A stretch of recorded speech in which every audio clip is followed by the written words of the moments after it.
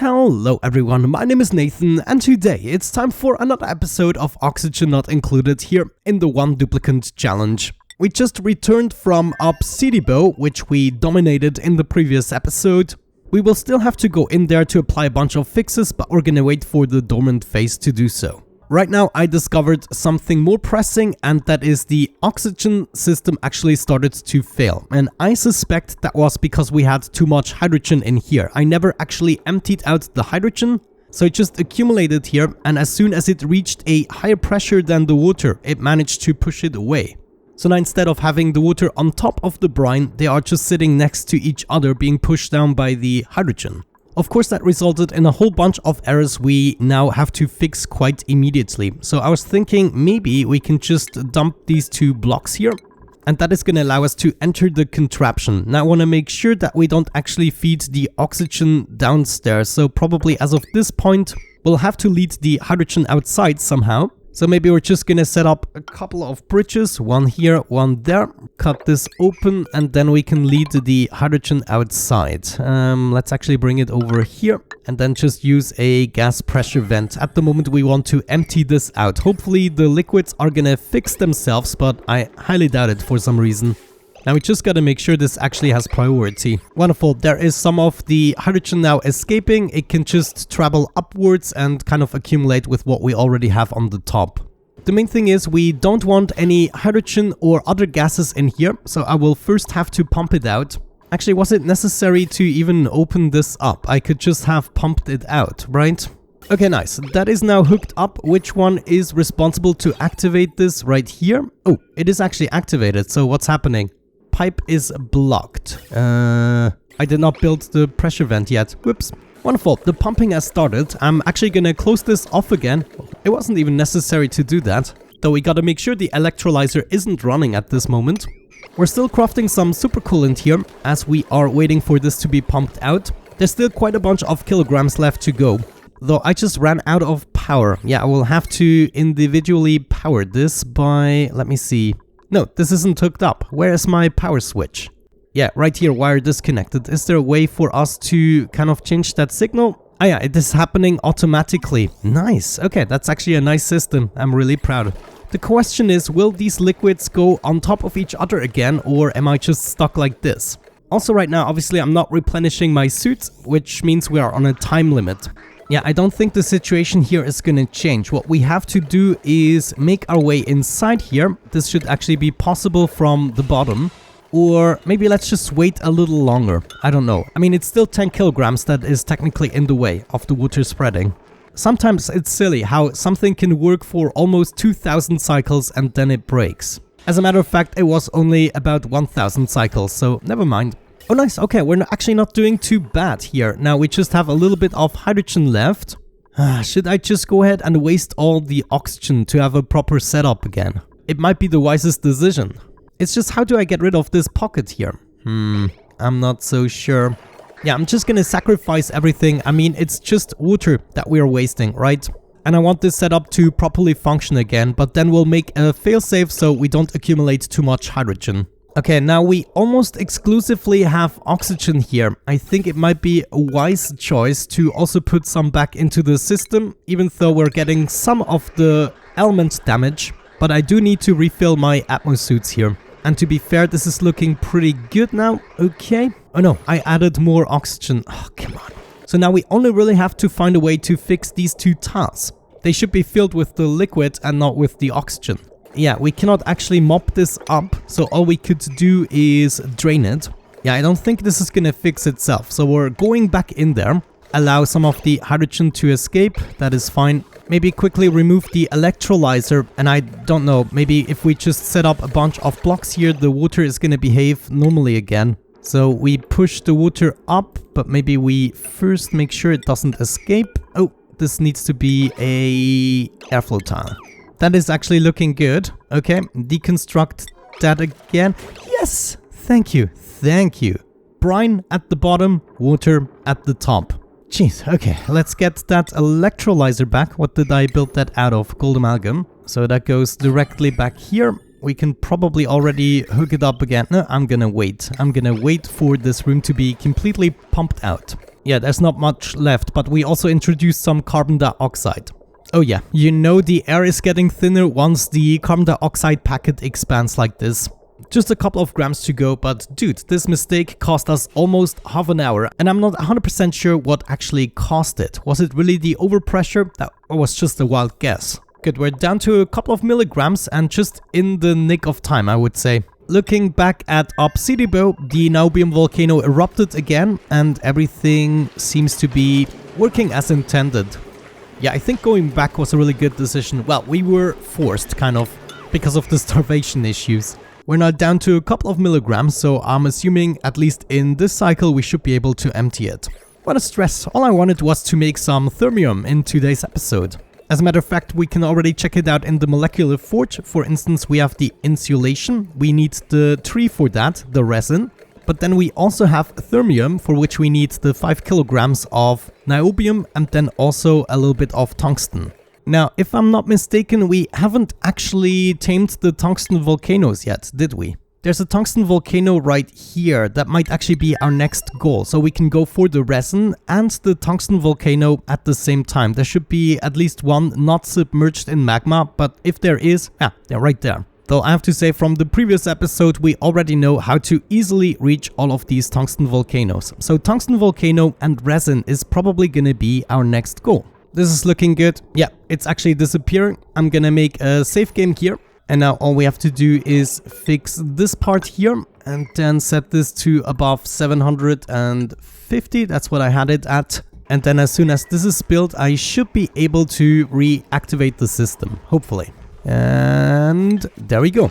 Nice. Still nothing in there, so it's time to fix everything. That's gonna be connected. This here is gonna be disconnected. And then we just have to give this some power, right? And everything should be fine again. Okay, I'm so glad we got that fixed. That was an absolute horror scenario. And we got enough. So now everything is fine again. This is gonna be fed. Wonderful. Okay, let's take care of the next journey, which is gonna be Usista. I want to make my way here, actually set up a rocket platform. Oh, is this also a tungsten volcano? I don't know, but we need enough materials to actually build a tungsten volcano contraption. And we also need a way to automatically feed the food here to the resin tree and then bring the resin back home. So that is going to be interesting. For today's episode, my goal is just going to be to actually land on the planetoid and prepare myself for the journey.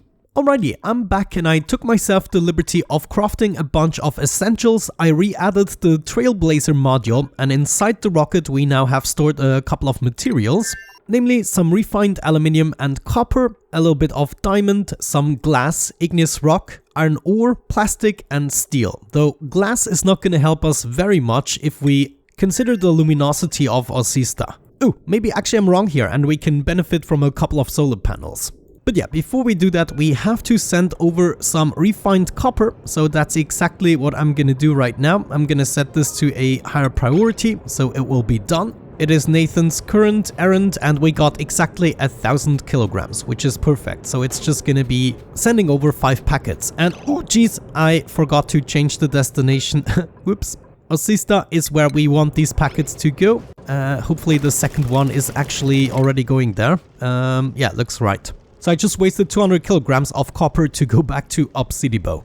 But the rest of these payloads are gonna go over to Usista, and looking at Usista, there is nothing that can go wrong. So wherever they land, I should be able to just get them. That means without any further ado, we should just go ahead and launch the rocket. We have enough food for 40 cycles. I did not calculate that in the previous time. We still have plenty of oxygen in here, and we have a couple of atmo suits that seem to be intact. So without any further ado, we're gonna make it to orbit of Usista. Begin that launch sequence, yes. The rocket speed without the pilot is actually 1.3 tiles per cycle, so I'm speeding this up quite a bit through the rocketry skill. And now the rest of the water finally has been converted, and the next chamber is gonna follow soon.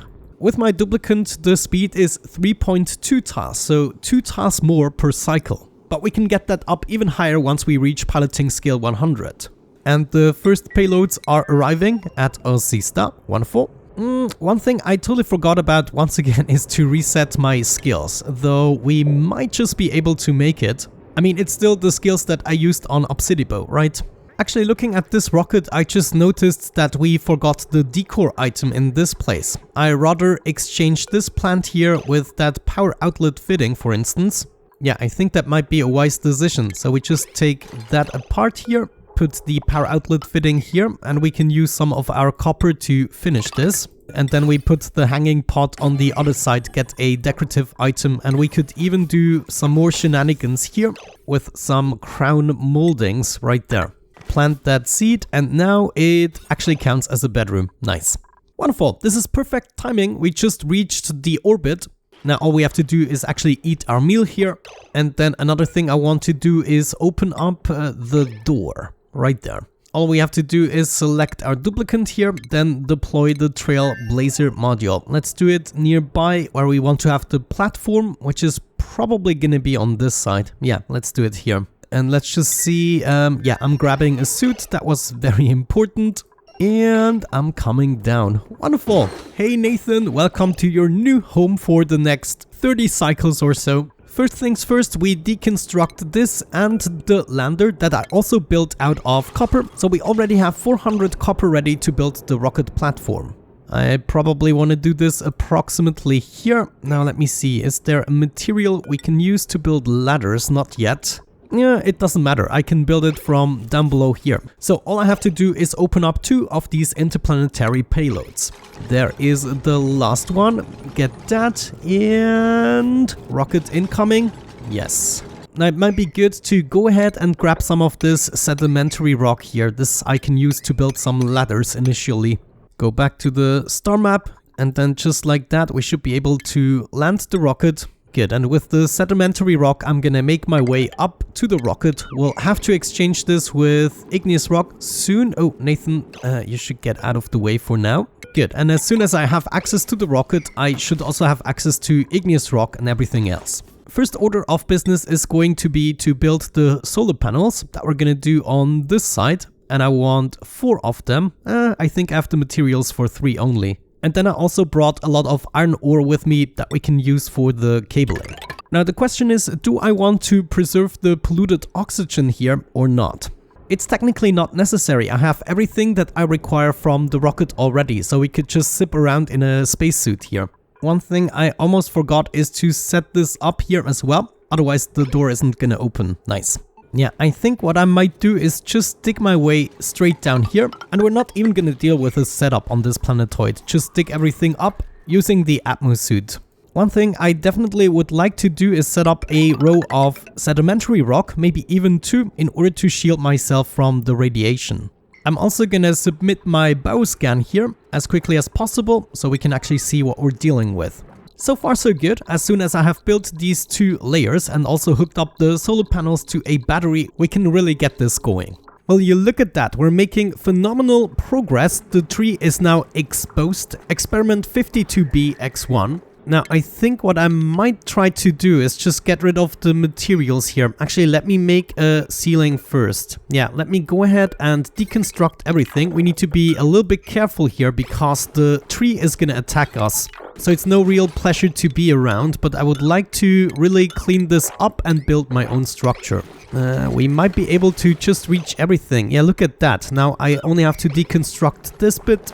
All the materials fell to the floor. And I guess eventually what we want is a bunch of mesh tiles just below the tree, because the tree is gonna expel liquid resin. Let's go ahead and also open all of these up here. We're also gonna remove these artifacts and get rid of pedestals and everything we can. We might actually have to get into demolition skill. Dude, yeah, just build it from the other side. That might be wiser. It's funny, I'm actually being attacked, but it is not as bad as actually getting scolded. I would have appreciated some resin though, if it takes a bite of me. I would suggest we're gonna start with the unnecessary stuff in today's episode, which is digging everything up and also making nice borders. I'm just gonna use the sedimentary rock in order to do that. And then, let me see, yeah, we might want to dig all the way down here. Do we actually have some leakage? Yeah, there is a leak right there. This is looking good, but we do need to prevent this from leaking. Everything else still has an abyssalite layer. It's just this one little tile that we have to fix. And if we do that quickly, then we don't really have to worry about it.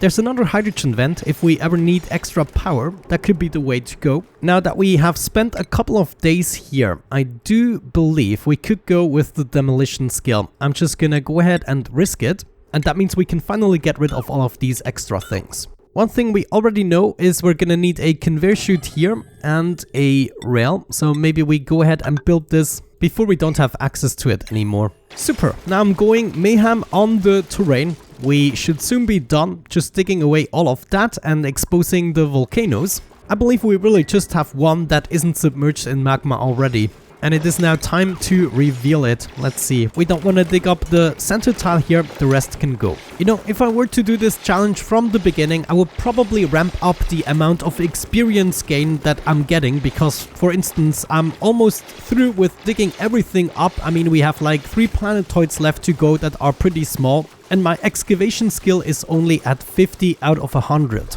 So that is definitely one thing to consider.